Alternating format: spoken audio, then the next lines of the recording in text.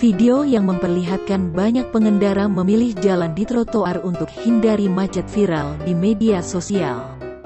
Video tersebut diunggah oleh akun Instagram @banyuwangi_hits.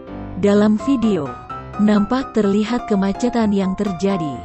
Banyak kendaraan yang begitu padat dan sulit untuk maju. Para pemotor pun menghindari macet. Namun, tiba-tiba ada seorang ibu-ibu dengan membawa sepeda ontel membuat kendaraan sulit untuk berjalan. Sang ibu pun berjalan dengan santai. Para pengendara lainnya berusaha sabar menunggu ibu tersebut berjalan dengan sepedanya. Ada pula yang merasa lucu dengan tingkah sang ibu.